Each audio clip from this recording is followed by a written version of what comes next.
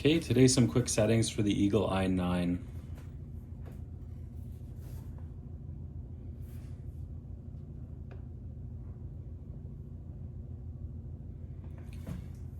First thing we're gonna do is decide on a depth. So for myself, usually I fish in about 12 feet of water. And the transducer is the first thing that goes down the hole. So I'll typically be in down imaging. But if I am setting up for 12 feet of water, I'll usually pick a range or two up so I can zoom in some to get rid of some of the dead space here. So if we're going in 12 feet, let's go ahead and choose a down range. We're gonna go, it could be 15 or 20. Let's go for 20 today. So we can zoom in a little bit and we'll X out of there, X out of there.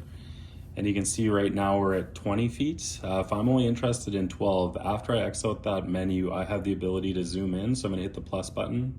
1, 18 is the bottom now, 2, 16 is the bottom one. But if I'm going for 12, I can zoom in one more time. So now I have 14 feet down here, but my jigs are gonna end up over here and over here, usually about 4 feet apart inside the shack, which is good because at the bottom of the cone, we have a 6.4 cone, so that's pretty good. If we're on top of the fish, that's great.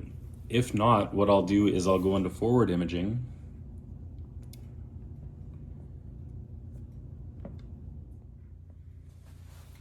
Okay, for forward mode, typically I like to have the grid on. So that's gonna be in more options. Turn the grid on to straight, out, out, out. And once again, I would zoom in a little bit on the screen if I'm only fishing in 12 feet of water. So that's good. Still have a 56-inch or foot radius, which is pretty wicked. That's almost 112 feet around.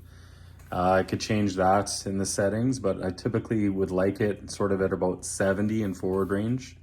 Downrange, like I say, even though I'm fishing in 12 feet of water, I'll set it up at about 20 so I can zoom in. Contrast at +5, noise rejection high, surface clarity low. I've used that in both murky water and clear water. For the more options, everybody likes this palette. I just turned on the grid. The stable view I haven't found very useful, so I typically leave it off. I've used the record video quite a bit. You have to have a micro SD card in there for it to work. Okay, one thing I did want to show is when you do have a bit of a zoom in, using the cursor, you can position the screen to minimize the dead space over here. So the way that we do that is with these buttons here, you'll see the cursor comes up when you hit it once, but when you press and hold it, this line will get all the way over to the side.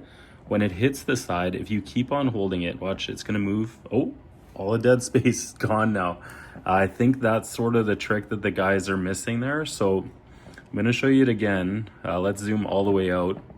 When you move the cursor like this, zoomed all the way out, you can't move the screen to get rid of the dead space. But because we set the ranges up the way we did, we're gonna zoom in. Remember, we're fishing in 12 feet of water in this scenario. You have the ability to get rid of the dead space using the cursor all the way over. Oh, there you go. No more dead space. So I hope that helps. If you have any questions, leave them in the comments and I'll help out any way I can.